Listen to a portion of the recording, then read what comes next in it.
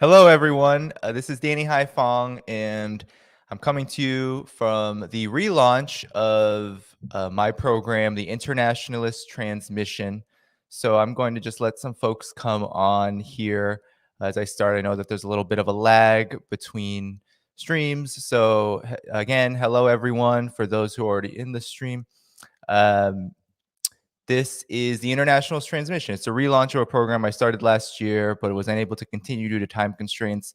Now I'm hoping that this program can provide a necessary intervention into what I think is a wide, gaping hole in our movement, in our progressive movement, in our left movement, and in our socialist movement here in the United States, in the Western world, and that is the struggle against imperialism and this very specific and concrete subject of internationalism and its importance to this struggle.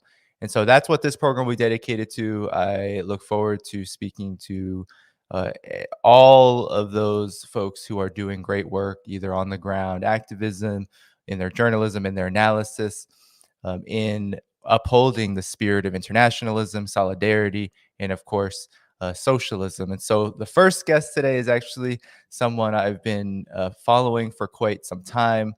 She has been doing a lot of great work on someone who I think is, and I don't know if this is the right term to use because I despise the founding fathers of the United States, but I consider him the founding father of internationalism, Vladimir Lenin. And she has been doing such great work on Lenin and is really a deep historian of the socialist tradition.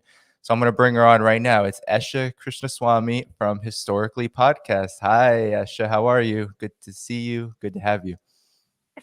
I'm doing well, and thank you for having me. It's exciting. I also have a show on Saturday nights because I kept on getting annoyed by people and saying that didn't read Lenin, and then somebody on Katie Halper's show said that they needed me to read it to them. So now we read Lenin to you every Saturday night. Well, that's great. Yes, for sure. Definitely plug your work throughout this conversation because it's definitely a necessary resource. And so let's get straight to it. So Vladimir Lenin, let's talk about him. You have a wealth of knowledge. For Oh yeah, me, and here's Lenin, a statue of somebody sent it to me, and I almost dropped it, but yeah, here's don't, Lenin. don't drop it. I've dropped I dropped a souvenir I got from China, and it's really sad, actually. I'll never drop So, Lenin. Yeah, no, keep him protected, keep close his to my spirit alive. heart. So, Lenin, for me, Lenin has been so influential in my own political development to understanding what internationalism really is, because he really brought forth this struggle at a time where the vast majority of the socialist movement was not at this place, was not at a place where they were ready to struggle against imperialism. Hold on. Let's go back to talking about the Second International. Yes. So the Second International was a conference held in Bern, Switzerland, and most people, like there were delegates from a lot of the countries. What people don't realize is that there was a so in the Second International, they agreed not to vote for, and if they were in the parliament and they were a legal party, they agreed not to vote for the war credits and do everything they could to stop it. But then what people don't realize is that it became kind of a colonized versus colonizers. So all the white people, they betrayed the second internet. All the colonizers, like the Western European socialists, they betrayed the second international. And it was, and then they've like Kautsky and all the third worlders or the colonized countries, they were mad because these people were supposed to were the only ones who had the power to stop it, because World War II, as Lenin says, is a war between Britain and Germany, uh, and the winner gets to decide, where they decide who gets to rob Turkey, which is essentially every war since then too. If you look at what the Ottoman Empire was, like Iraq, Syria. So that's what people don't realize, is that the for lack of a better word, or maybe it is the best word, the white people betrayed the rest of the world. Yes, yeah, and Lenin had a lot to say about this. Oh yeah, So he let's wrote. He get wrote. into that because I think Hold we're on. kind of experiencing this right now, right? And I know We that you've been always getting into hold on one yeah. second. We always experience this because people within the imperial core just don't understand or care to understand, and you can say propaganda or whatnot, but a lot of this propaganda, it's not that well done. You can it just the edges of the like if you just poke at the edges, it'll pop out. But um, they just don't even have the right framework to understand what is wrong and why things are the way they are. And of course, you can't fix what you don't understand.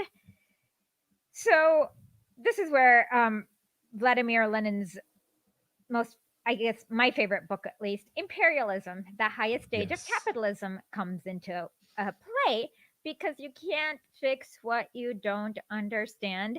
And oddly enough, if you're in the bottom of this whole trickle down pyramid, like by bottom, I don't mean anyone in the US, I mean people who are child slaves in Congo.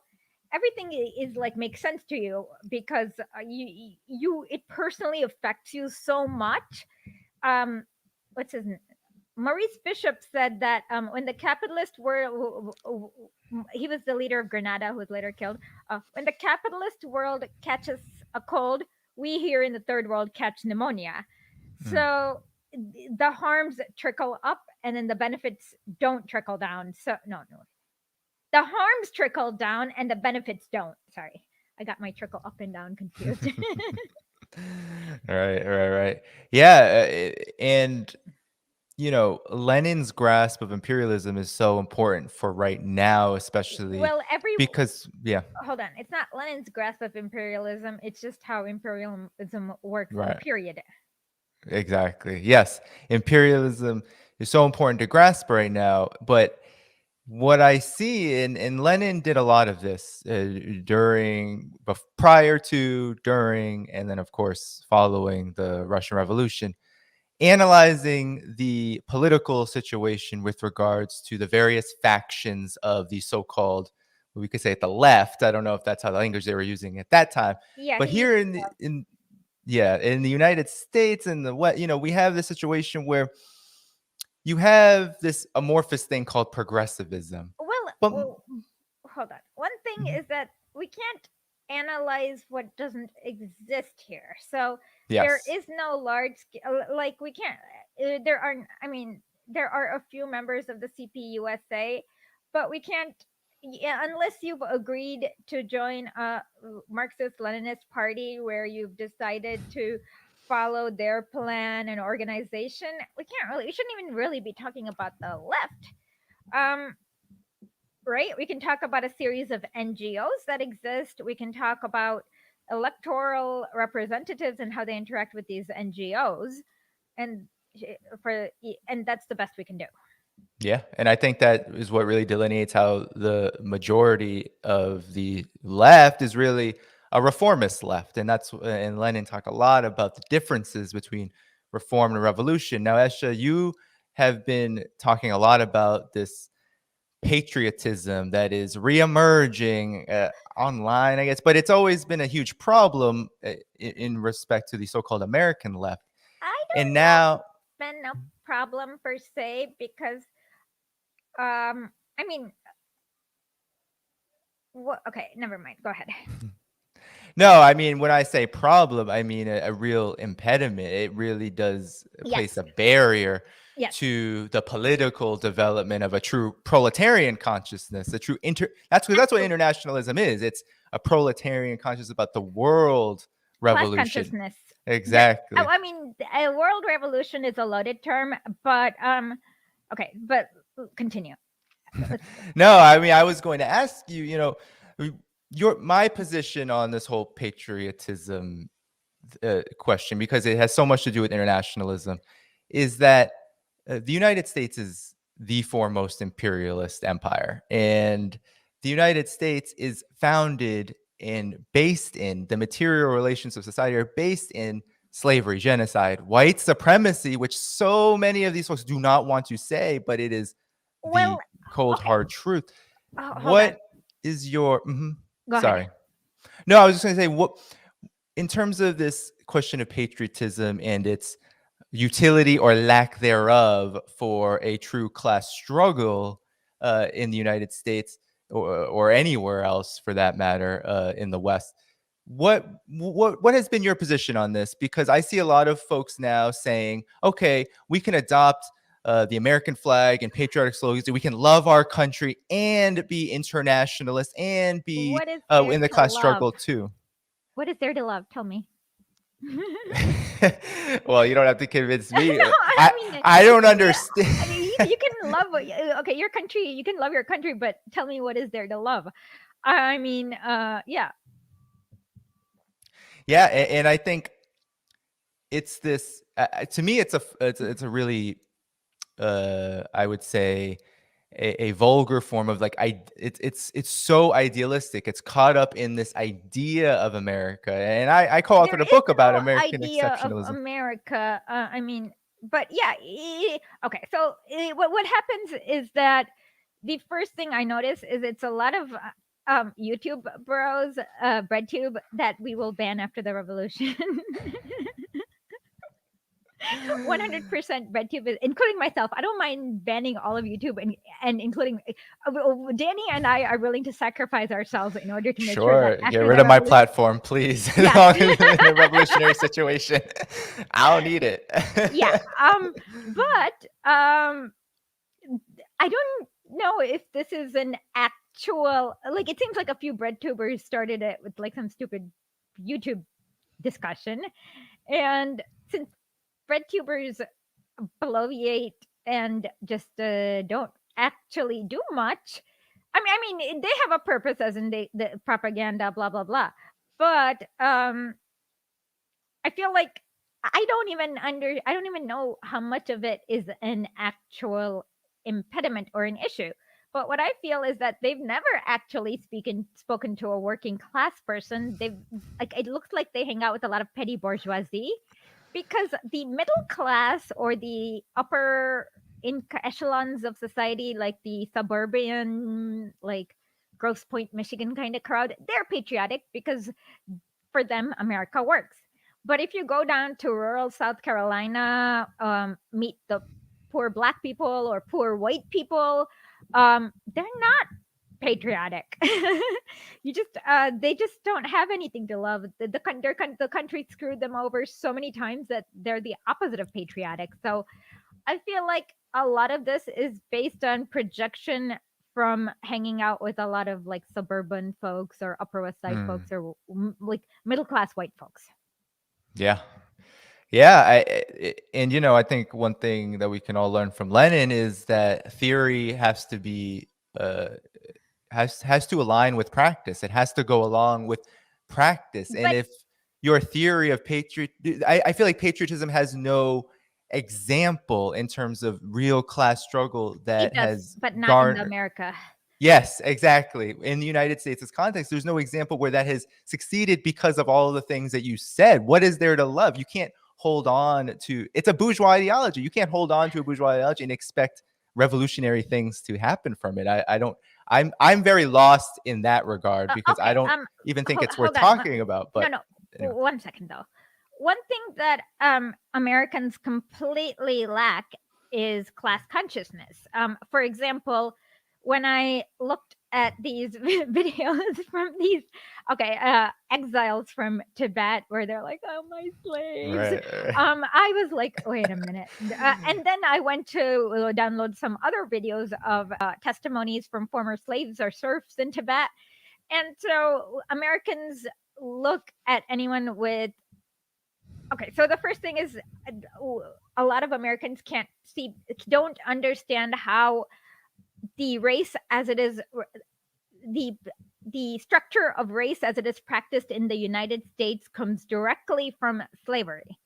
But there's also but it cannot translate into other places. So while in the US, when you see somebody who looks, I don't know, Asian-ish here, They might be lower on the hierarchy than somebody who looks white-ish, but in Tibet, everyone looked more or less the same, but you still had slave owners and slaves, and their worlds are very different. So Mm-hmm. that's the first thing, is that you need class consciousness, even just to even figure out what the problem is. And because there used to be in the 1920s and 30s, but then Joseph McCarthy, the Cold War, did its best to erase all semblance of class consciousness. Yes. So what we see is that what patriotism in the US does is that it dulls the class consciousness. So I was listening to Colin Powell's book where he confesses about all the villages he burned, and his Right. entire thing was, oh yeah, I burned some villages, but it was for the greater good of the country in America. Um, and that is not the kind of patriotism we want. What the kind of patriotism we want is Yakov Pavlov's patriotism, where he's like, "Oh my God, it's just the four of us, and we have to hold on 40 different tanks, like 400 different tanks in Stalingrad for the next whatsoever. So let me just go." That's the kind of patriotism that we can handle.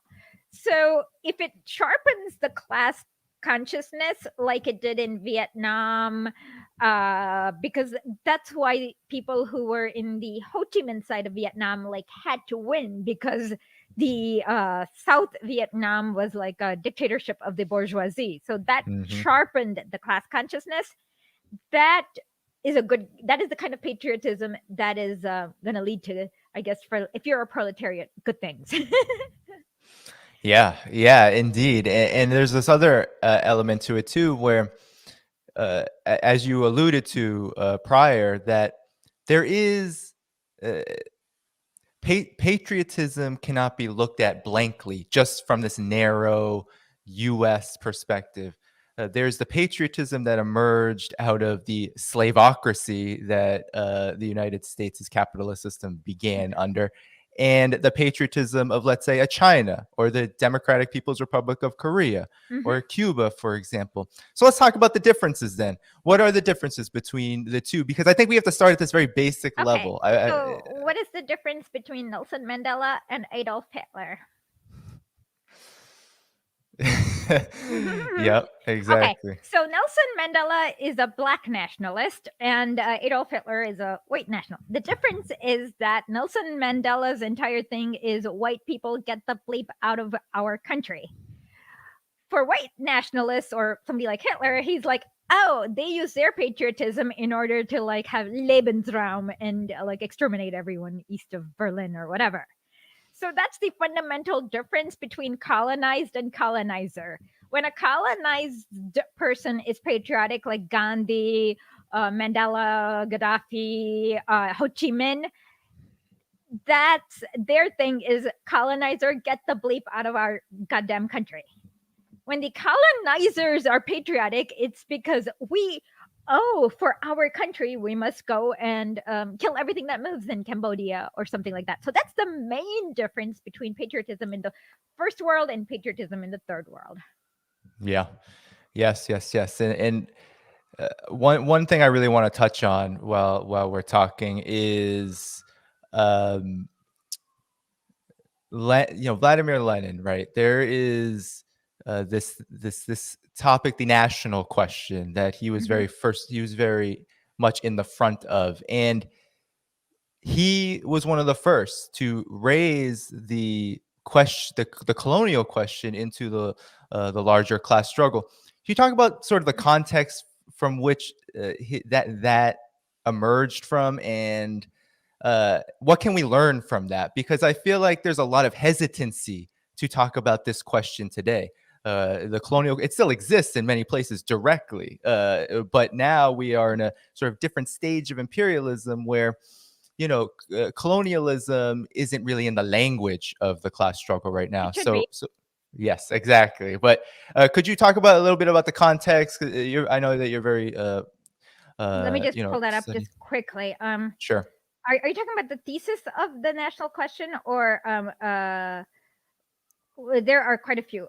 Oh yeah. Well, more like what was going on at that point in history that led Lenin to start to really raise this are up you in talking this about, class struggle. or are you talking about the?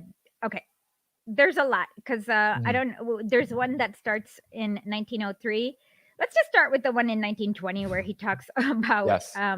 the national and colonial questions. Yes. So basically,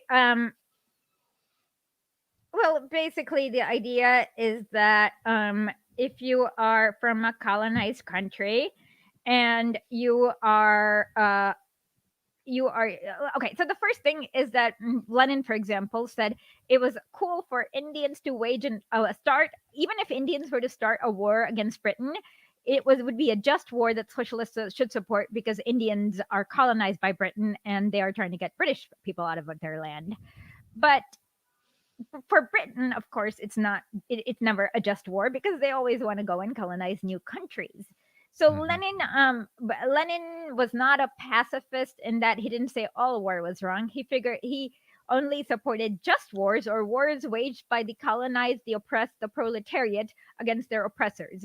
So his one of his favorite slogans was for World War II, turn your war of conquest into a civil war, which is literally take your gun, point it at your bourgeoisie. And Russia did that, but all the other countries kind of didn't. All the others, Kautsky especially, did not. Um, so what he was saying is that often colonial. So one big fallacy you hear is like there was no Algeria before France, and yes, but the thing is that Mm. many thousands of different ethnic groups united together and fought for the common purpose of getting the French bleep out of Algeria, and they became a country to that fight of the thousands and thousands of peasants and millions, sorry, not thousands, but millions. So the idea is that, which of course can also tell you the difference between, when you look at class, you can also tell the difference between being balkanized and fighting for your liberation from your Right. oppressors. So that's the basic issue of the national question, is to just look at what is going on. Is this a colony? Are they mining? Are there child slaves mining, or do they have high level industry? Like, where is it in the food chain, and why are they waging this war? Is this a just war? Like, so that's essentially, I don't know what else to say besides having a thorough analysis of Yeah. who's in power and who's not, and why Oh, you're waging the war. right. Yeah. No, and I think the lessons are there are so many lessons that can be derived for this context, the United States' Okay. context, because you had this debate with Haas, and he mentioned this very interesting point about how to talk to U.S. soldiers, for example, about how the U.S. is an imperialist country is like guilting them in being moralistic. Now, Well, given what you just said about the national question, can we like yeah. break that down a bit? Because I Okay. think for me, what is so I mean, there's so many examples of how that's just wrong, but for me, I think it really is an abdication of the responsibility of especially anyone who considers themselves so working class and trying to organize the military to forego any conversation about Okay. imperialism. But anyway, For the most yes. part, I've never actually had a problem with a former veterans or even current soldiers about discussing. They know it way better than you do, actually. So, okay, so I don't think you even have to discuss it with them because they actually can teach you a thing or two. So what I've noticed is a lot of former veterans are very leftist because they come back from war and they're like, oh my god, I had to kill 100 Iraqis for Exxon Mobil, and they're filled with guilt. And e- so the first thing is that but you'll I don't know, I guess. So the first thing is that you don't have to guilt them because most people are not sociopaths. So if they've done something really bad Yes. and they're not Colin Powell, they will feel super guilty about it already. Right. Right.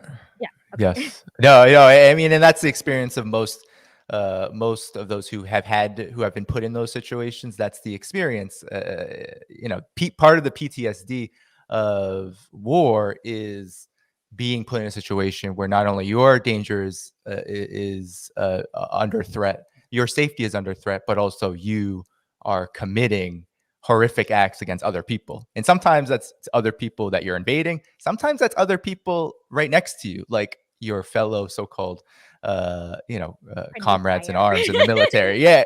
I mean, my dad was in the military. My dad was in the military. I mean, he was deployed to Vietnam.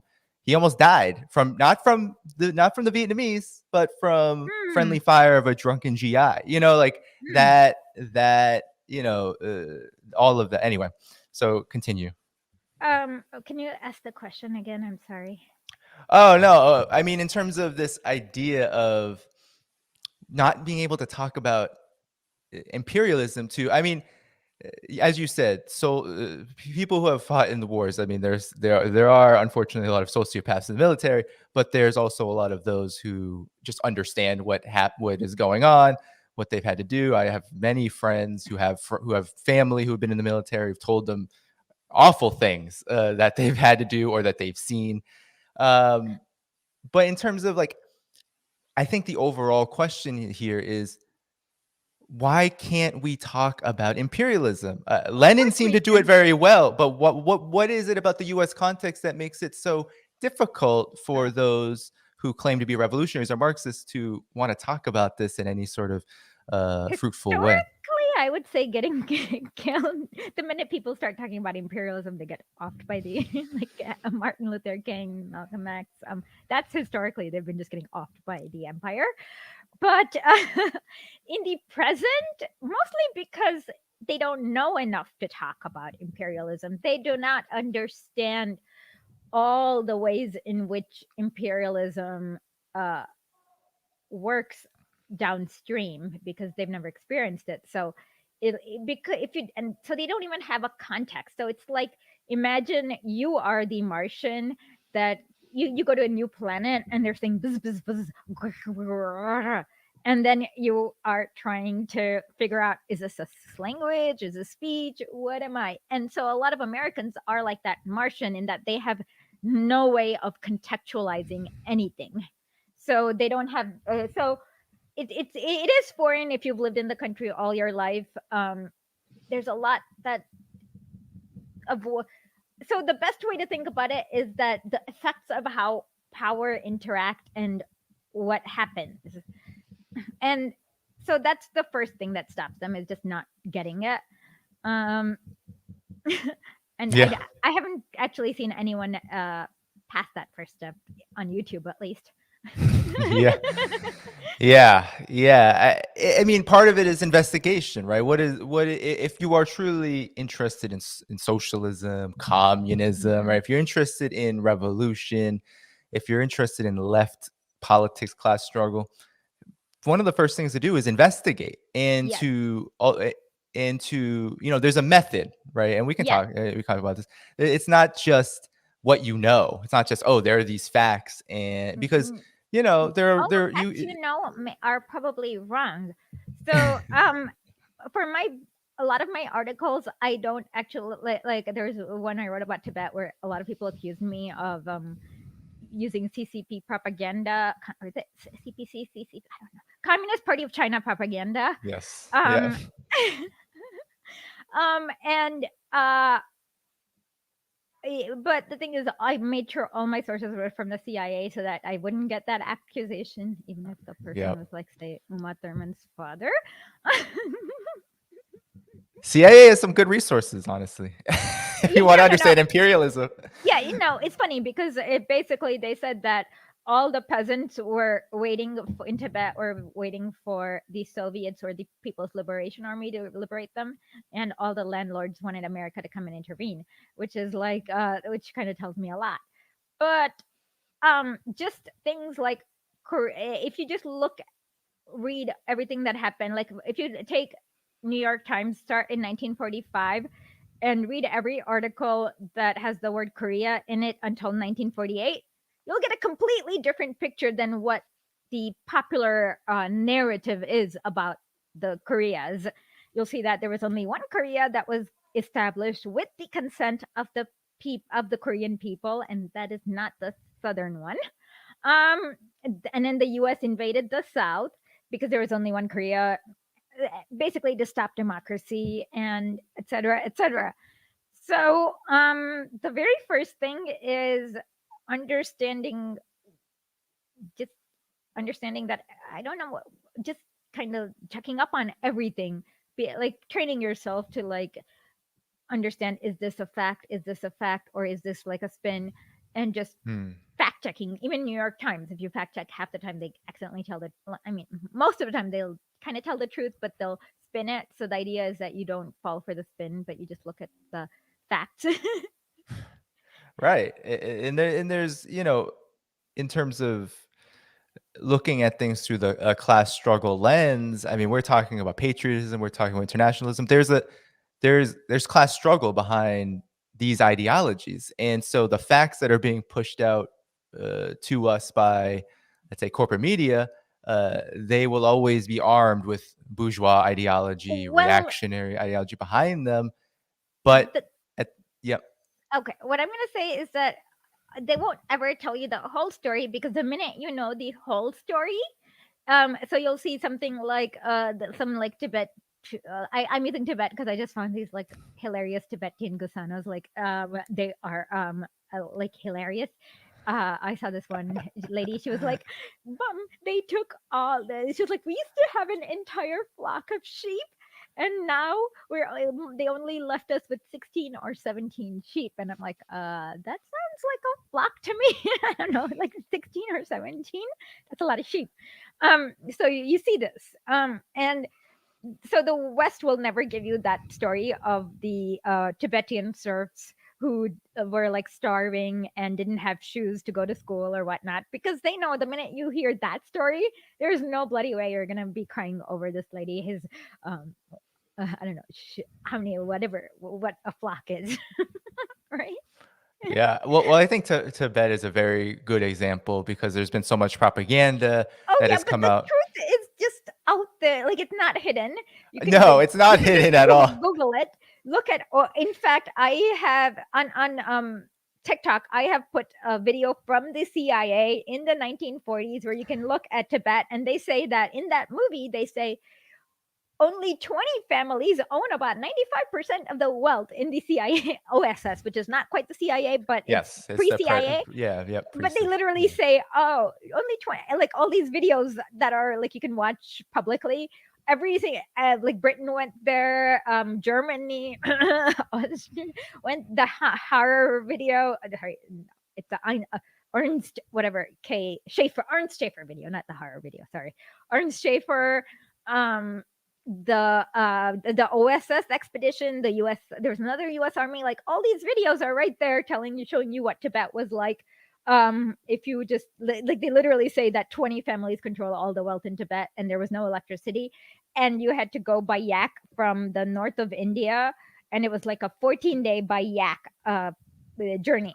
But then when you see the Right. Dalai Lama escaping back to India, what you see is that he came via car. So who built the road that allowed the Dalai Lama to escape Yeah. Tibet? Mao. Like before, even in the 1950 video, they took about 20 days via yak to go to Tibet from north of India, Shimla, to Lhasa, which is the capital of Tibet. 14 days via yak. So Tibet's like the easiest thing. So what they do is they don't tell you about the poor serfs and the slaves. They'll just like tell you, but our Dalai Lama does not have a home, even though he has a home in India, perfectly good home, where he makes lots of money. But that's just the thing, is that they just hide the other half of the story from you, and that's always what they do, is they hide the other half of the story. So um when like my favorite is Maduro cracks down, there's a New York Times, oh Right. no, it was a Washington Post headline where there was like, Maduro cracks down on the opposition, and then if you clicked on it, it said, for bombing the parliament. No, or was it the Supreme Court, I forgot, but whatever it was, I was like, that is just how American propaganda works. Uh, if you just click on it, you get, oh, okay. Then you're like, okay, that's a justified crackdown for bombing whatever they bombed. Yep. Exactly. You know, I think Tibet is a very good example here of how we can apply the national question, because there's a lot of people who bastardize the national question by saying Tibet's a nation, it should be free. They do this also with Xinjiang, right, or the Uyghurs. It's a Yeah. nation, it should be free. Oh, yes, You know, but I think it's a good lesson to go over this, because the United States as a quote unquote nation is rooted in these very particular class relations that we've been talking about: slavery, genocide. Oh Uh, yeah, like I said, I wrote an article a few weeks ago, maybe 2 weeks ago, about how basically the biggest threat to the U.S. national security is the illiterate peasant, and that's who they've been always fighting a war on.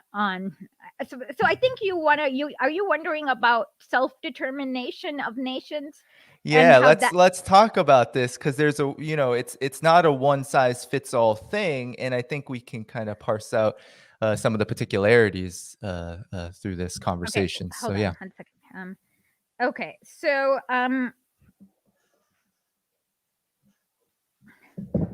okay, what's so you want are okay, is the question you're asking, how can you tell the difference between whether something is being balkanized versus whether they're colonized?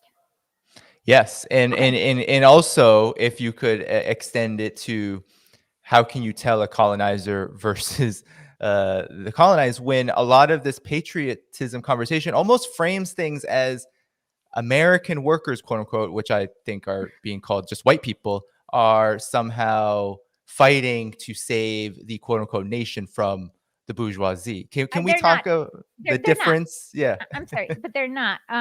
Okay, so the first thing is that I've written this article called Ghosts of Colonial Past. Read that, and I clearly explain things.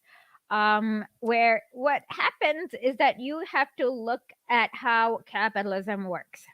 Capitalism works by somebody who's related to the Queen of England having getting rights to all the profits in a factory, and then taking all those goods and flooding it into a country, no matter what, making sure that everyone there is bankrupt, all the artisans. And if the artisans are not bankrupt, or if the country had a factory like India, they'll cut off the weaver's thumbs, or whatever is necessary to deindustrialize them. And then they make everyone go bankrupt. Then what you have is a lot of bankrupt people who are ruined, who are willing to uh, do whatever you need for very, very, very, very low wages. So you use that country to extract raw material from them. So that's why when you look at the structure, that is why in Congo you still have child slaves. So when you extract raw material, that takes the most amount of labor. So it takes more labor for the child slave to extract 1 gram of cobalt from like the mines, artisanal mines or whatever, than it takes to process 1 gram of cobalt, or to copper cobalt, or to like pure cobalt. Like it is but when you look at the price, 1 gram of what, actually I don't know the price for the gram. I'm gonna say I think about 100 kilograms or something is, I forgot, but it's like $13 is the raw copper cobalt ore. $52 is the price of the same weight, but it's just one step in the factory. And then when you go into further steps in the factory, like further industrial steps, we get a phone or whatever they need cobalt for, lithium. No, I don't know. What do they? I forgot what they need cobalt. What do they need cobalt for? But I forgot. But you know what do they need it for? Is it for I mean, it's for some kind of computer, Yeah, yeah, yeah. Okay, it's something, it's one of the widgets in the computers. okay. I don't know. Okay, so okay, okay, this has some cobalt in it. Let's just assume that. Well, Yeah. the phone sells for $1,000, $800. I don't know. I just made this up.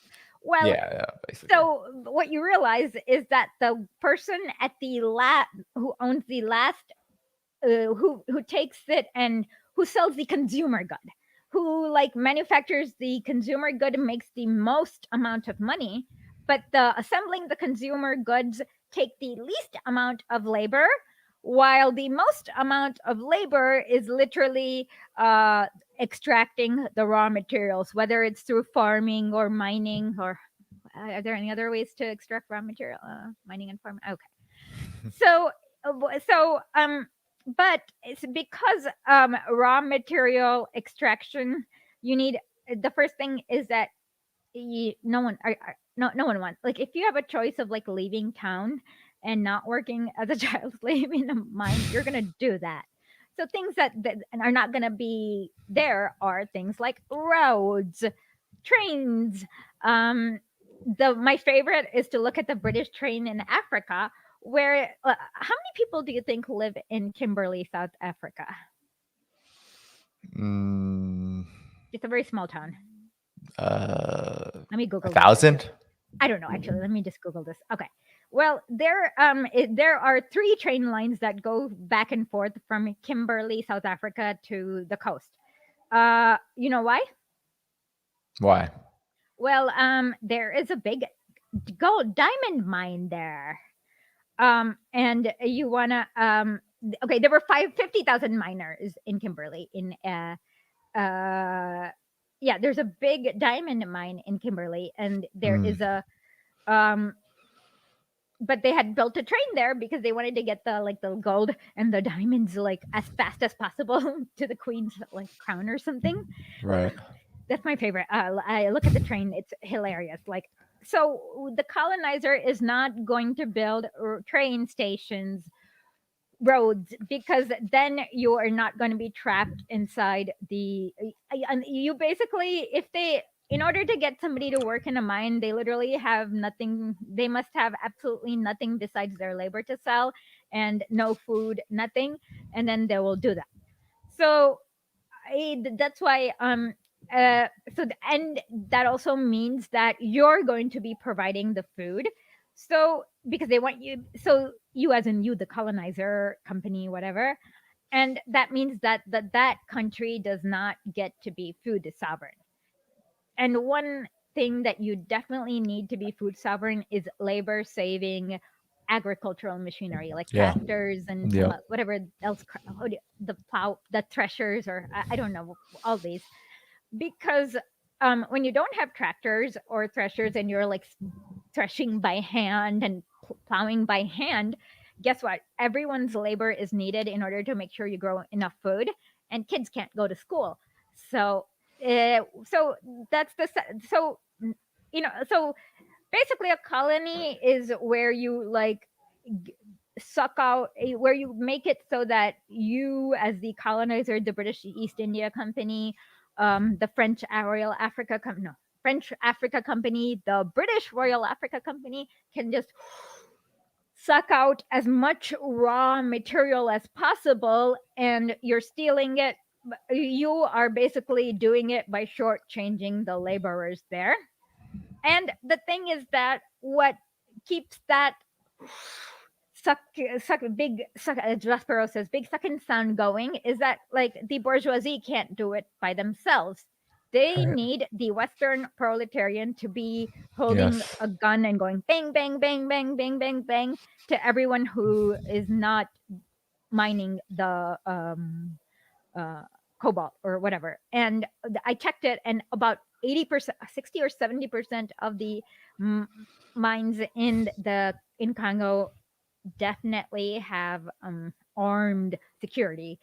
Of course, by armed security, we mean death squads that shoot at the workers if they striked or if they formed a collective organization.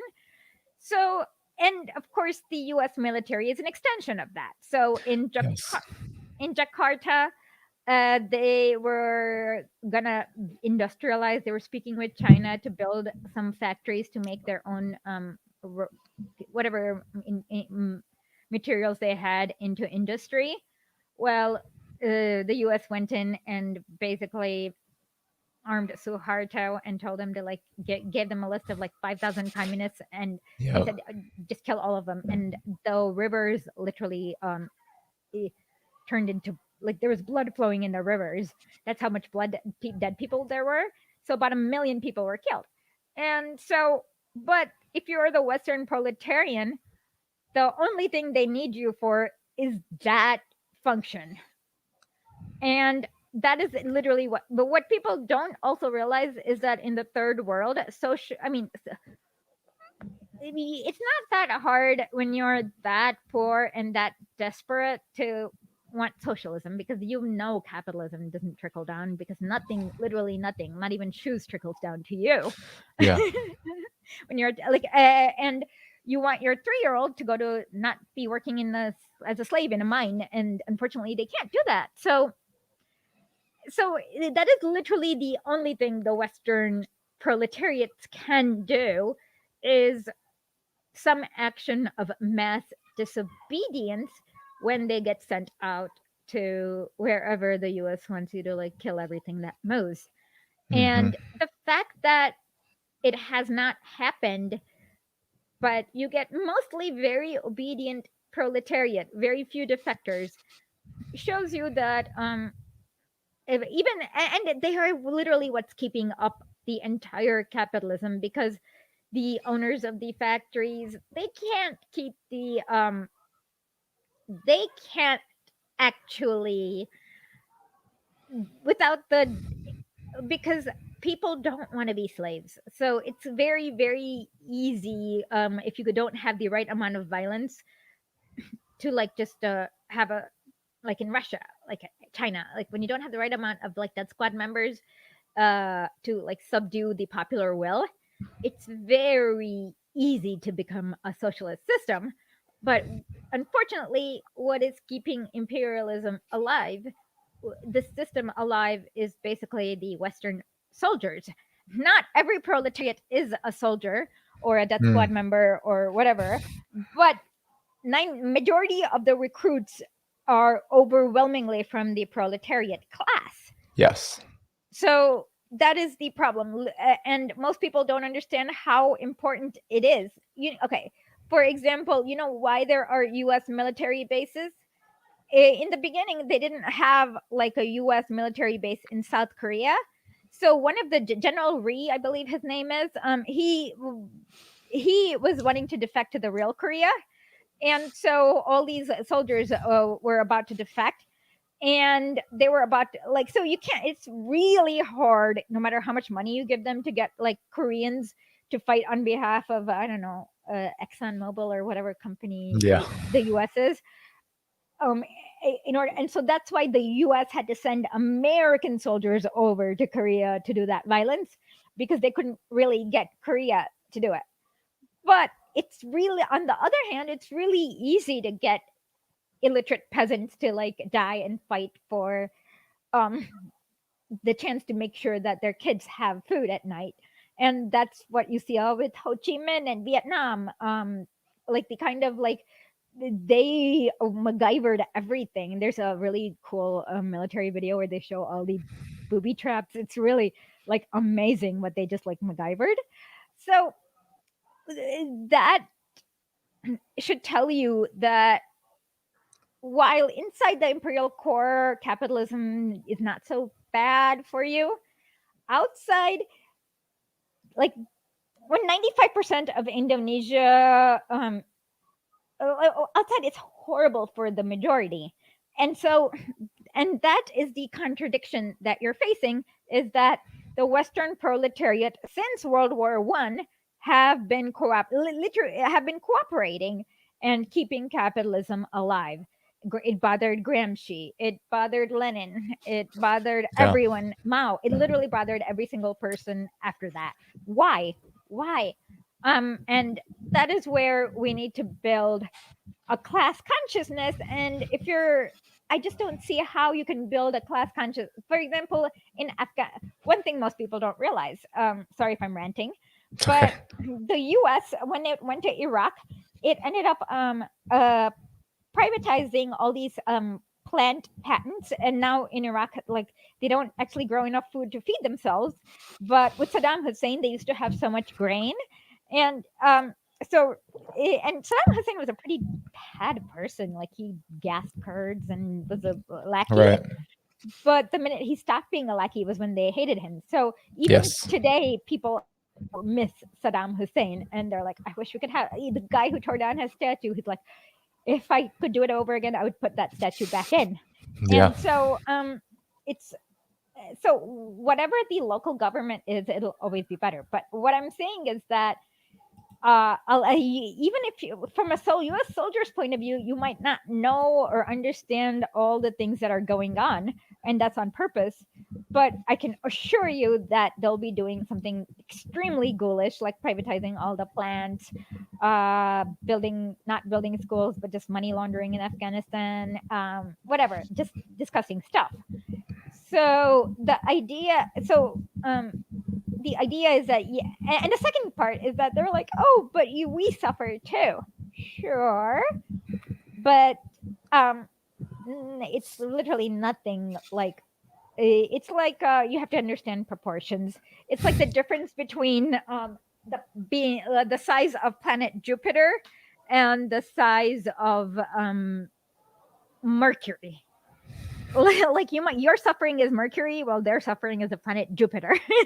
Yeah, like that. I think that's an important point. One thing that I was thinking of as you were talking was in the United States, right? Those who champion, let's say, a politics divorced from imperialism, right? We Mhm. don't talk about imperialism, can't talk about it. Or Then you're those who just say, asking for a share of the loot of the that's bourgeoisie. what You're I not. want. Yeah, that's exactly. That's what I want to get at is that there's a greater understanding right now in the United States that the rich are getting richer, the poor are getting poorer.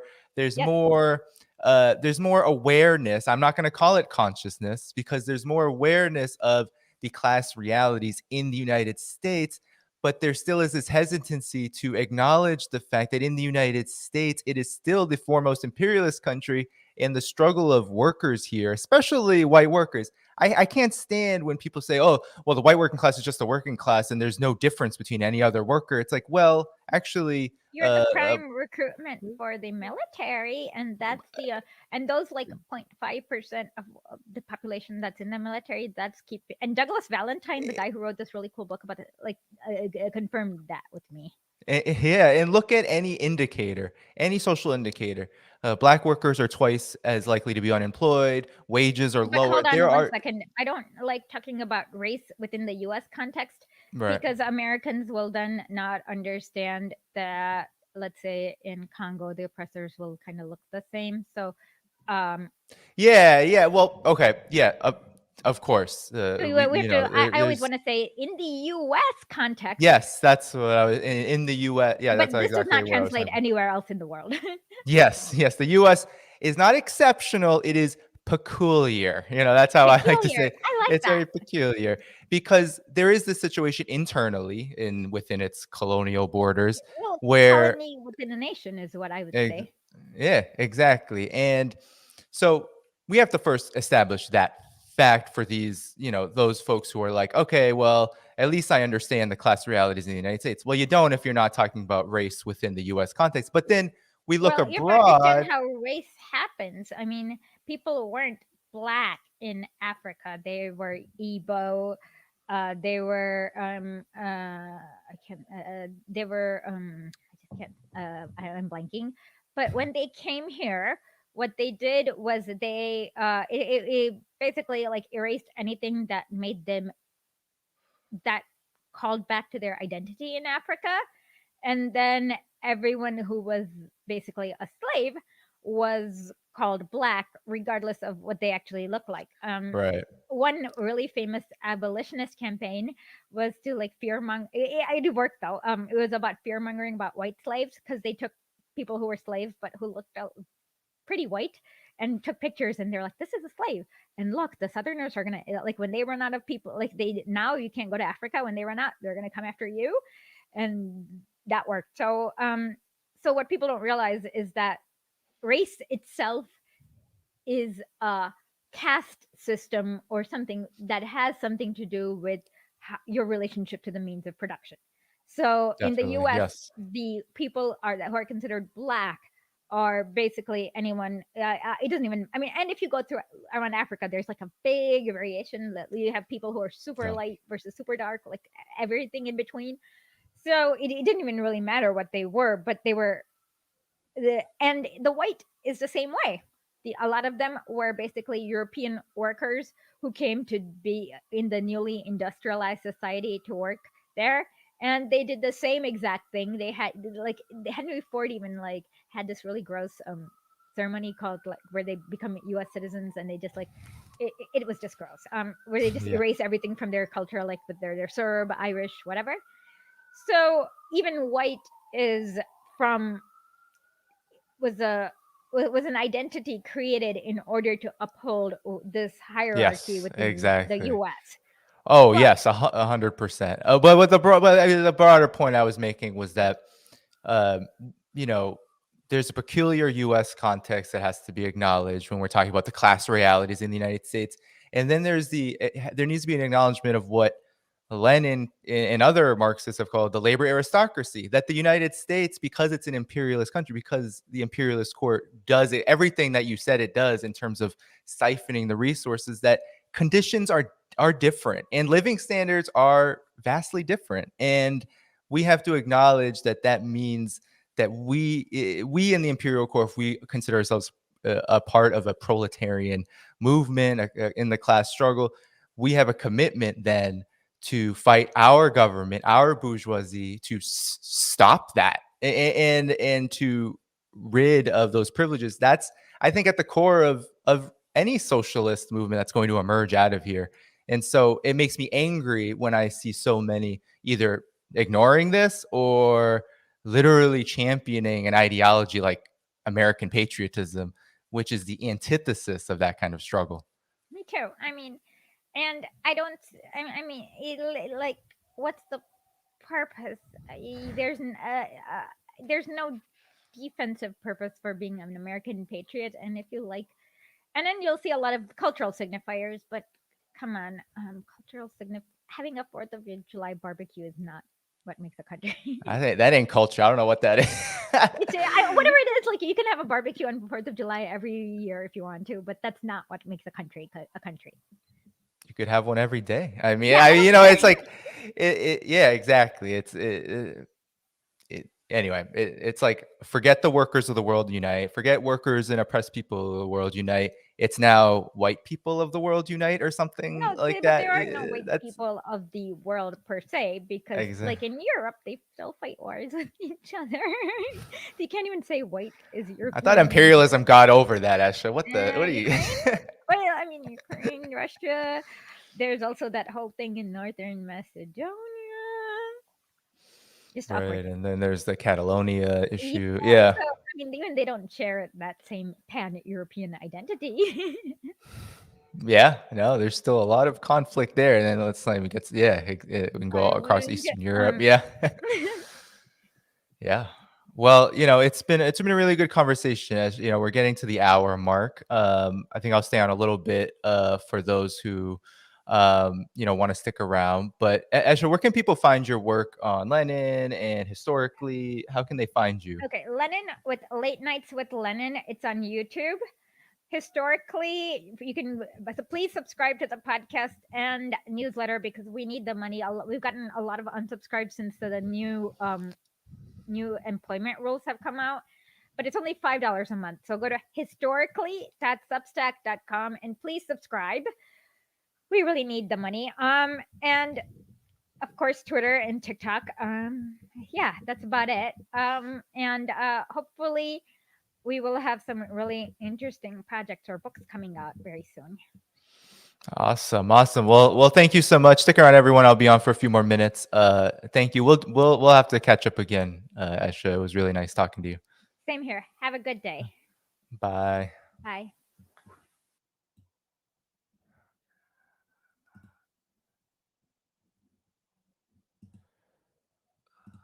All right, everyone. I'm still here. Hold on one second. Um, uh, yeah. So that was a great conversation. I think that was a great way of kicking this off. Hello, everyone. I think I'll stay on with you for another 20, 30 minutes, if that's okay. We can turn this into a little bit of an Ask Me Anything. So if you have, this is, I wanted to make sure that I kind of sum up the program, the purpose of it, and, definitely submit your questions to me. If you can subscribe to my Patreon at patreon.com/Danny Haiphong, that of course is much appreciated. It'll help sustain this program and all the other work that I am doing. So let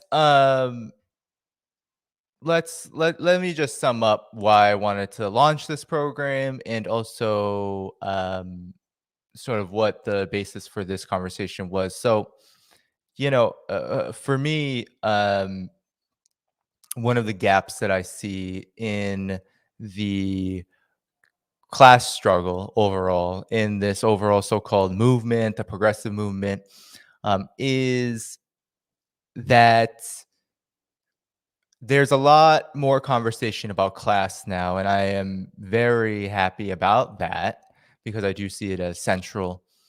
But there's a lot of looking away from the contradictions of the American empire as it is constituted within this imperialist framework, within the framework of the system of imperialism, the system of monopoly capital, finance capital, everything that Esha was talking about in terms of how imperialism is structured. There's a lot of looking away from that. US foreign policy, when it is a topic, it's mostly, okay, well, we oppose what the US is doing. We oppose those lies, but there's not a lot of conversation about, well, what are the roots of this? And so Vladimir Lenin, I thought, was a good way to kick this off, was to talk about how Lenin, during the struggle and the Tsarist Russia, the Russian Revolution that came thereafter, his works on the national question, on self-determination, on internationalism, really form the basis, what I think is the revolutionary class struggle that we really need to learn from, that we need to re-engage with and begin to apply in our current context. As the American empire is in decline, the struggle for self-determination is around the world and in the United States among oppressed nations here, is more acute than ever. And so to understand this is important because there's a lot, whether it's the patriotic socialism, that's just one strand. There's also just those who side with imperialism from the liberal perspective, right? There's multiple strands of reaction that ultimately do the same thing: support empire, reinforce bourgeois ideology. And so I think it's very important to have this conversation. I was so glad that Esha could join me today to discuss Lenin, to discuss the national question, to discuss why it's important to have a concrete analysis, to go over how there is a colonizer and a colonized. There is the imperialist orbit and the orbit of oppressed nations trying to struggle out of imperialism, whether it is at a higher stage or a lower stage, right?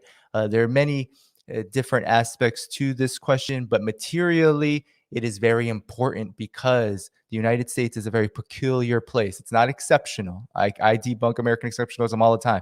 There is no American exceptionalism. American exceptionalism is merely an expression of the U.S. ruling class's class interests. It's an expression of how they view what freedom looks like for them, what democracy looks like for them, and that is the rule of the rich and the rule of empire. But there is now a difference between the colonizer and the colonized. There is a difference between how workers in the United States experience exploitation and how workers elsewhere in oppressed countries, in countries exploited by imperialism, experience class struggle. Those differences are very important because those differences ultimately help us unite on a global basis as a global working class, rather than starting from the point of this very reactionary nationalism first. Americanism is not where we should be starting any class struggle, because Americanism is racism, Americanism is imperialism, and to start from there means that we are starting from the place of defeat rather starting on the trajectory of victory. So I think that's very important. But let me move through. So if you have any questions, I'll definitely take them. The chat is kind of you are very active in the chat. I appreciate that. Make sure you like this stream. Make sure you share this stream. Even after I am finished here, I'll probably finish around 4 p.m. Eastern time. Somebody asked, will I do more with Daniel Dumbrill? Actually, I did something with him last night, and it should be coming out this weekend or Monday. It'll come out in the next coming days, and I'll share that first with subscribers, and then but you can look at it on his channel too. So yes, Daniel Dumbrill and I are hopefully going to do more. It was a very fun conversation, so you don't want to miss that. So I will just get it. Okay, so awesome, but I missed the whole interview because someone was yelling. Okay. Whether to hang the U.S. flag is a tactical choice, no. I get the question, is it a tactical choice? I mean, here's the thing. Let me tell you a story about this question. So I think of course, it's a tactical choice, right? You can choose to hang the American flag or not in, let's say, a demonstration, or whether we are struggling against around a particular issue. But if you bring the American flag to a demonstration, I think that tactic does express a political ideology. I think that there's a tendency to think that tactics and practice, anything that you do, whether you're writing, whether you're demonstrating, whatever issue you are really immersed in and fighting, there's this misunderstanding that somehow does not express an ideology if you choose a certain tactic, but it always does, right?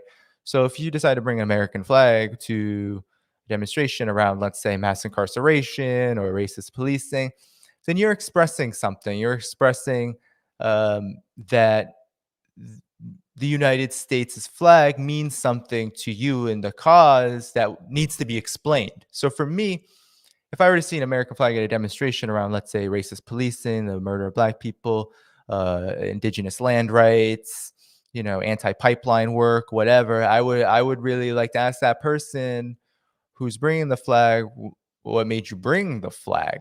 Now, this has happened before. I used to do work during the U.S.'s intervention, or the threat of intervention against Syria in 2013. I was working a lot with the Syrian American Forum in Boston, right? And the Syrian American Forum is composed of Syrian people who have moved to the United States and have been citizens, actually, many of them, most of them, for quite some time. And they were very much opposed to U.S. interventionism in Syria. Many of them had family there. Many of them go back there. They had deep bonds with Syria, and also supported the government. There were some who didn't, but most of them, especially the leadership, supported the Syrian government. So in their demonstrations, which I participated in and I helped organize with them, they brought American flags and the Syrian flag. And, in discussions with them, the leadership was very clear to me. They said, look, we consider ourselves Americans, and we see this as a useful tactic for us, for our safety, for our ability to communicate to people in the United States, that we are looking to cooperate rather than, go on the side of hostilities. We're not in any double-sided war. We want to communicate that this aggression is dangerous. And so I had no problem with that, because I understood that we have to also work with people where they are, and that the basis of their activity expressed, I thought, the correct position, which was opposed the war of aggression against Syria. And I'm willing to work with anybody who's to wave the flag, who wants to wave the American flag, who has the correct class position. The problem becomes when the American flag and patriotism becomes the basis of organizing, the basis of the class struggle, right? When it becomes the basis of the class struggle, that means we are aligned with what that flag ultimately represents, what that symbolism, what patriotism ultimately represents, which is a bourgeois, meaning ruling class ideology steeped in racism, formed out of racism, formed out of white supremacy, formed out of imperialism and aggression. You can't separate the two. So, of course, tactically, there are things that we need to consider, and we have to, of course, win people over. But the problem I have is when I, the basis of activity, the basis of what we do is steeped in this chauvinist nationalism that says we need to love the United States. We need to love America. We need to be patriots. That doesn't make any sense to me. If you know the real history, the so-called first American patriots were slave owners. They were genocidaires. They were colonizers. There's nothing really to emulate to form the basis of ideological leadership over and around. So I hope that makes sense, because we really have to be careful about how the class struggle is expressed and how we formulate so-called proletarian, meaning working class struggle. We can't just embrace bourgeois ideology and expect that we can take it back. That isn't ever how it has worked. We have to base our activity in science. And I think the science of this particular issue says that we are going to alienate a lot more people than we are going to unite by basing our activity around the American flag. So that's my position on the question. I do think, though, that I do not want to get into this idea that, people are just dumb for doing this. They're racists. I do think that because a lot of the patriotic socialists are actually doing a lot of good work saying, hey, we defend China, we oppose imperialism. I want that to continue. So by no means am I making a moralistic argument here. I'm trying to expand the dialectical materialist analysis, meaning the the double-sidedness, the more than one, the multi-sidedness character of all issues. The fact that we have to ground our understanding of any phenomenon, especially the class struggle, within the material realities of our current situation.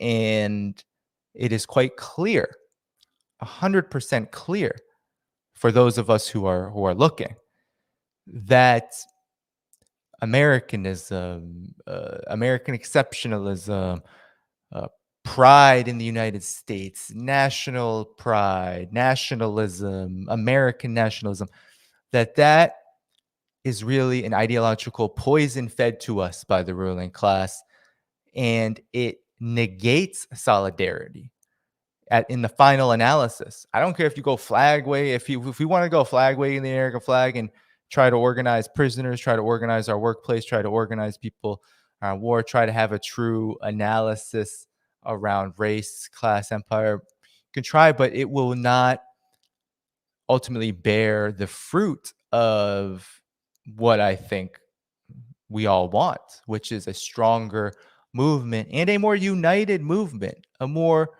uh, a more united movement that understands real solidarity, right? And real solidarity first means coming at the situation from the perspective of reality. There's a reason why there's a dip in patriotic sentiment in the United States.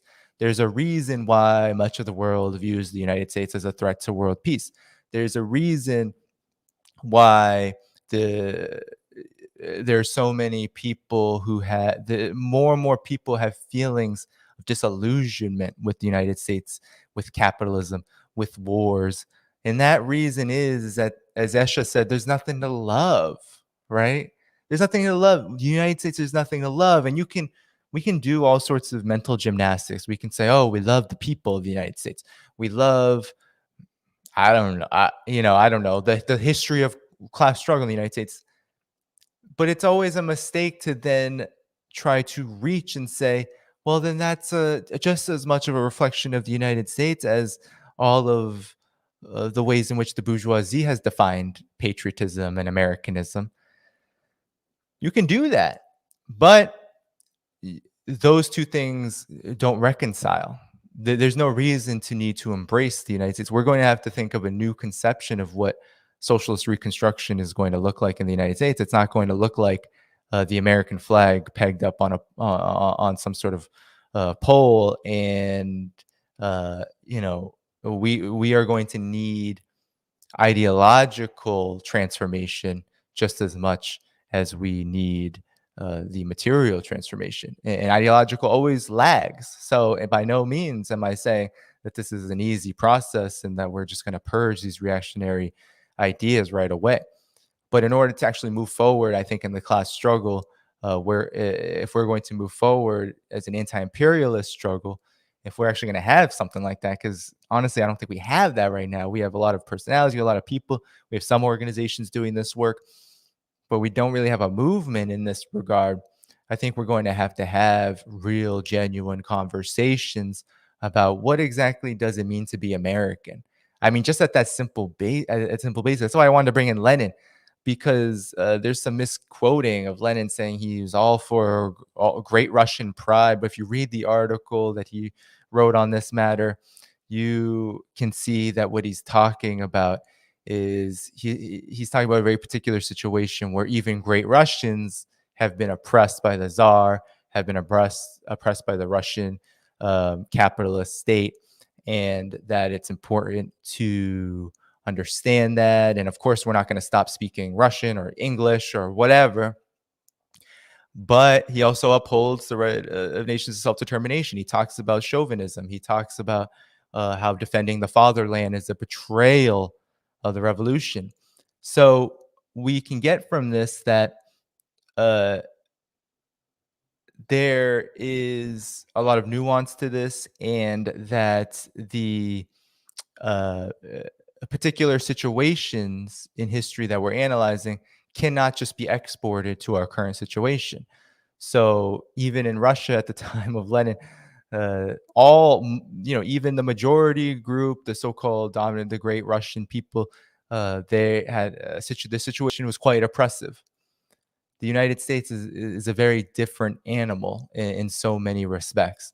The class situation is much more acute, and uh, the role of race and the role of white supremacy is by far and away more advanced than it was during Lenin's time.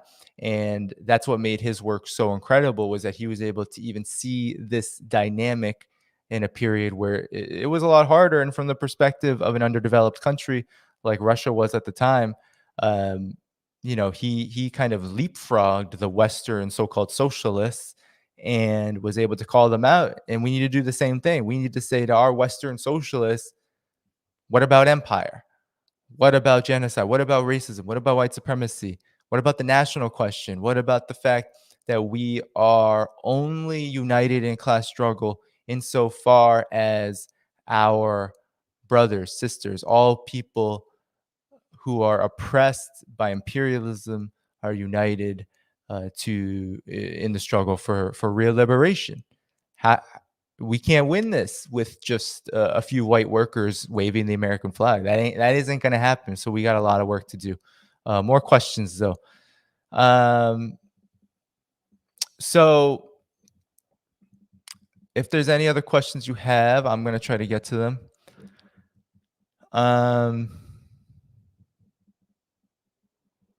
I don't understand this question at all, so I'm not. I don't understand that.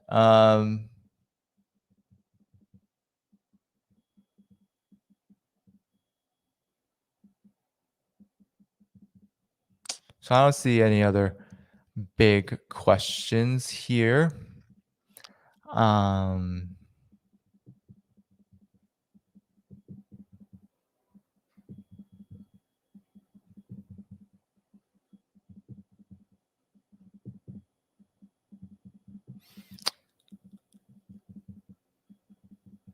Okay. So I see this debate. I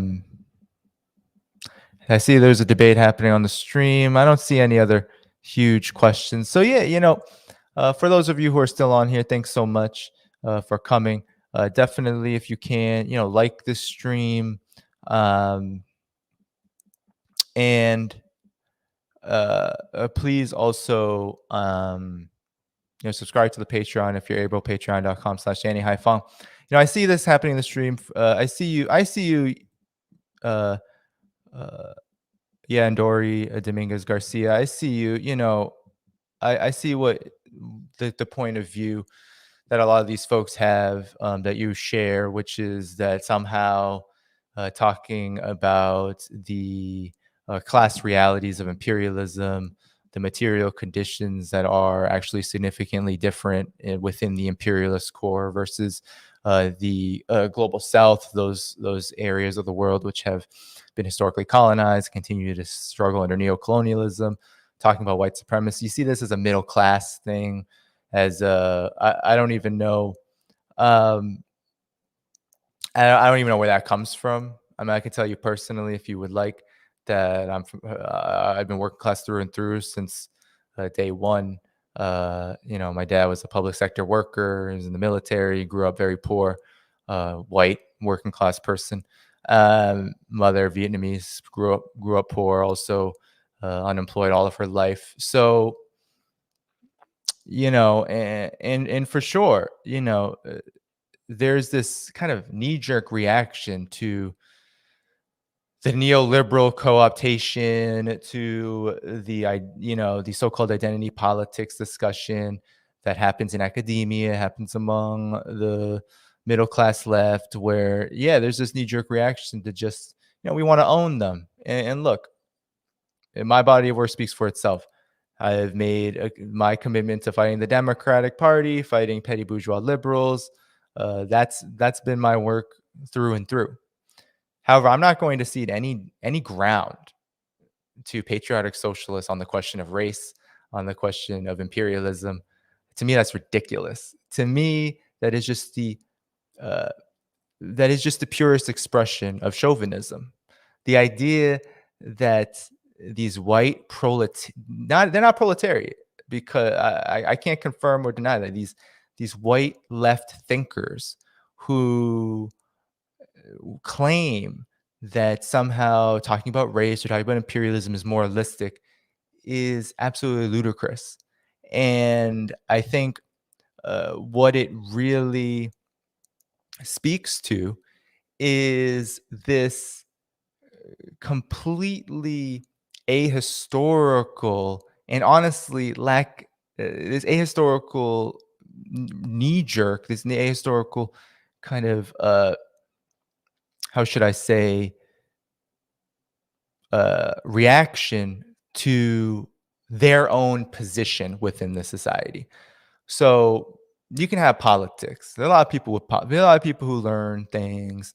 They get their, whether it's through personal experience or whether it's just reading or whatever, they learn about the horrors of the system. They want to change it. But then, no matter where you are at after that point, whether you're still a liberal, whether you're a Marxist, whether or you're some like these patriotic socialists who are like, all right, I love America, but I also want to be in the proletarian movement. So let's slap the two things together and be patriotic socialists.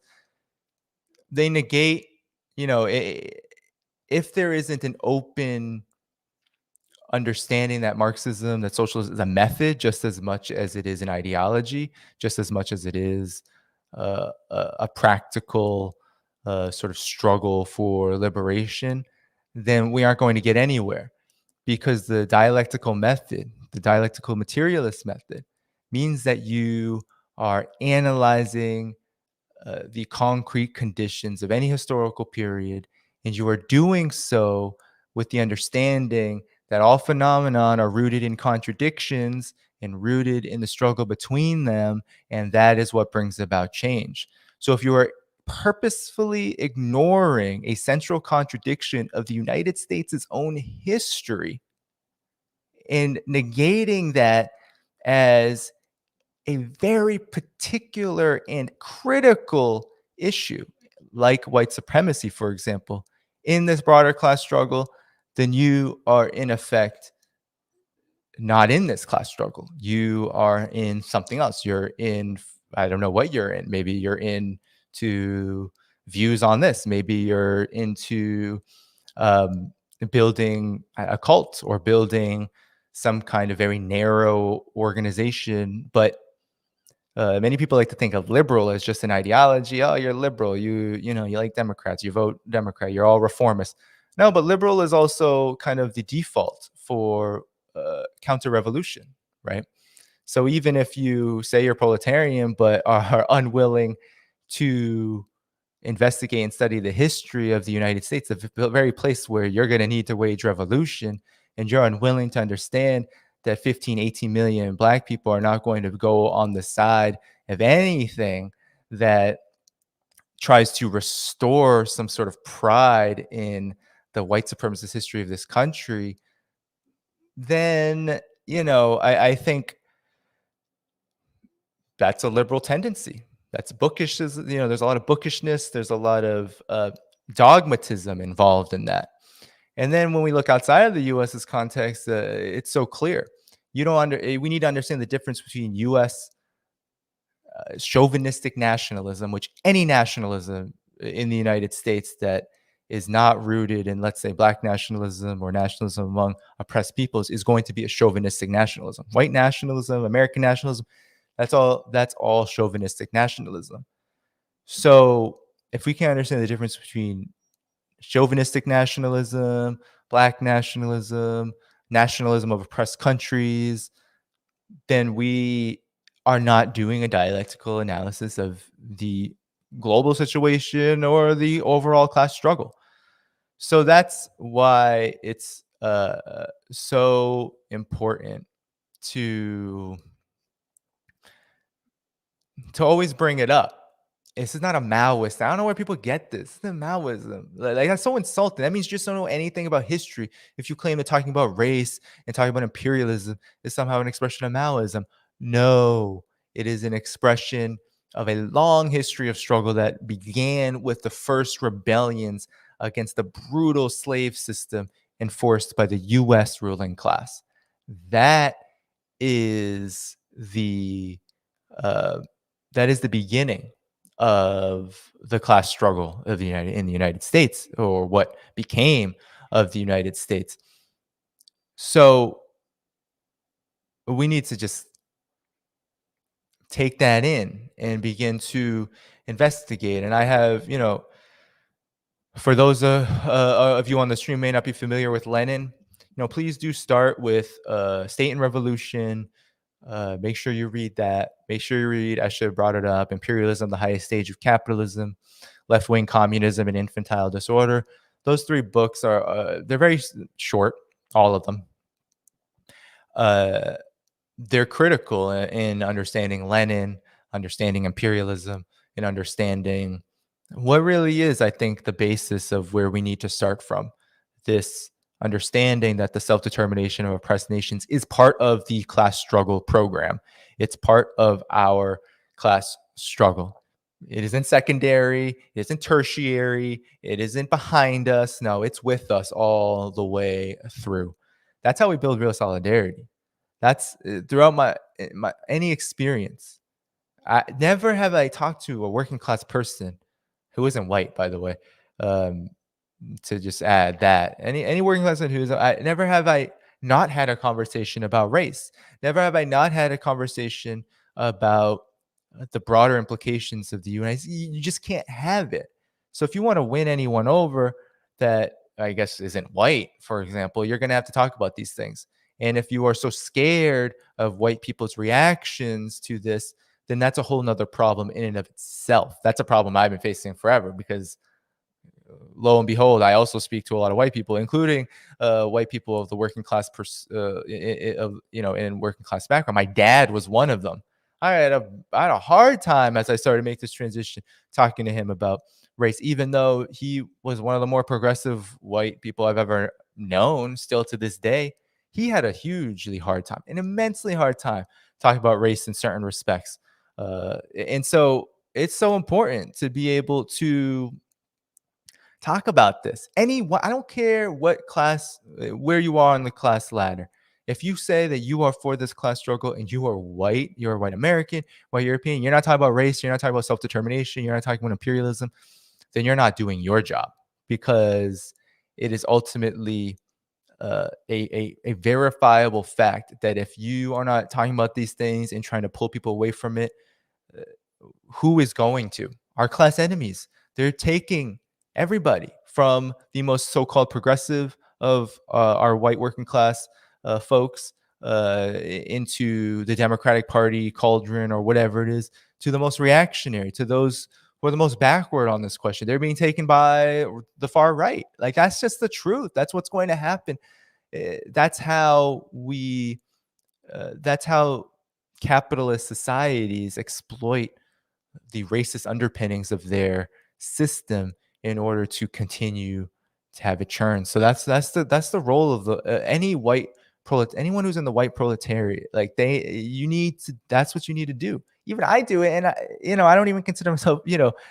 My experience has been one of oppressed person. Like, I experienced racism all my life for being a Vietnamese person, and uh, uh and even I still do it because I think of it as that much of a duty. Like, you got to talk about this stuff. So yeah, I think I can leave it there. It was really good to be with all of you today. Um, so some plans. Okay. So of course, continue if you can, like the stream before you go. Please subscribe to my Patreon at patreon.com/Danny Haiphong if you are able, to help keep this work sustainable.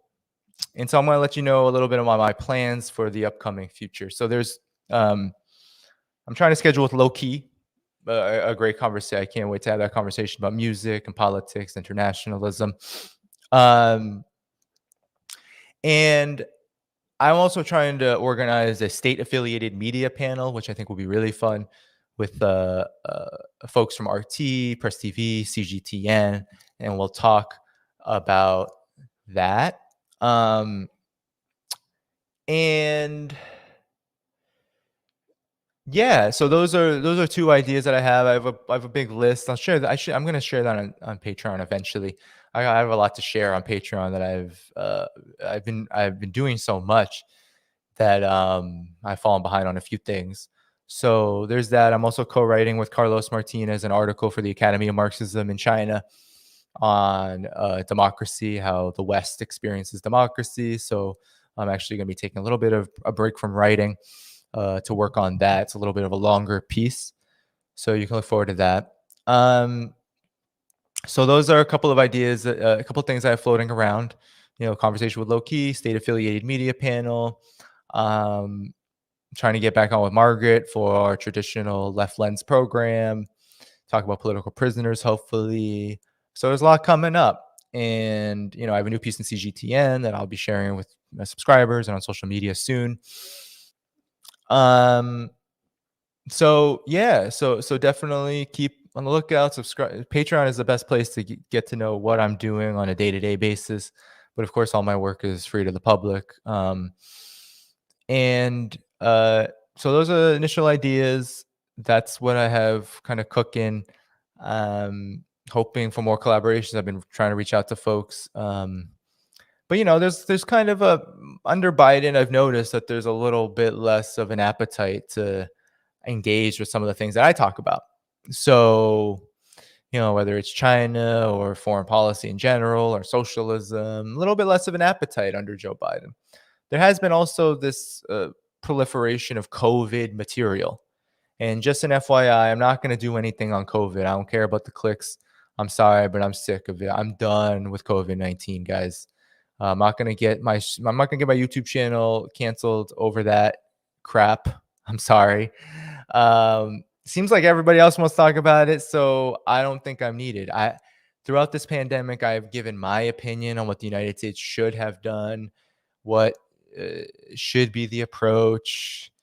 But but I'm not going to play scientist. I had Josh Cho, who's a great person, talking about lab leak theory. So you can go back to that to get stuff on that. But I ain't going down this COVID rabbit hole like a lot of folks have gone. It's not it's not where I see the struggle as being the most acute right now. So just an FYI. In any event, we are also, friends of Socialist China. We're going to eventually have a summit. That's probably going to come more in December. Summit on Socialist Democracy. So Joe Biden is going to be holding a summit on so-called Democracy Summit, and we're going to do a summit on Socialist Democracy. We're going to try to have, not going to spoil it, but we're going to try to have representatives from socialist countries, Laos, DPRK, China, Vietnam. We're trying to get representatives from all these countries to speak about this. And so I hope, I hope that you'll attend. So yeah, Friends of Socialist China is another place where I'm going to be doing. So yeah, thank you, Cinema Gorilla. I appreciate it. Patreon gang, gang. Please do support. I don't do tiers, as you said. Any amount per month, dollar to whatever you want, you can give. This is about the journalism. Things aren't really paywalled. I kind of just do a model of I post on there first, and then I post everywhere else very shortly thereafter. So, it really is about supporting the journalism, supporting our work. So thanks so much for that little shout out. Thank you so much, everyone. I think that this will be an ongoing conversation about patriotism, about internationalism. That's what this is about. But overall, if you want a strict definition of internationalism, it is about an understanding that imperialism is the first and foremost problem, and that the unity among the oppressed, the proletariat, working classes, and all stratum of society interested in liberation from imperialism, right? We have to be very strategic about that. That our united global movement, a movement based in class analysis and a class understanding of imperialism, is really where we need to go, and it's rooted in solidarity. I mean, even the United Nations under the Geneva Conventions adopted self-determination, Lenin's concept, as international law now. So we have moved into a different epoch of this struggle, but it is still so important given all the stuff I've talked about with regard to China, all the aggression, all the stuff I've talked about with regard to Syria, and all of the ways in which the U.S. imperialist system continues to terrorize the planet. So in any event, that's what this show is about. This show is about solidarity. It's about building a socialist, a class understanding of imperialism and having conversations with folks who are helping us get there, right? Because we don't have to be there. I'm not here to lecture about Marxism. I'm here to help guide all of us in the same direction. All right, folks. It's good to be with you all. Take good care. Salute to all of you. And I'll be back on hopefully next week. We'll have a time with Low Key. Keep a lookout for that. Take good care. Peace out.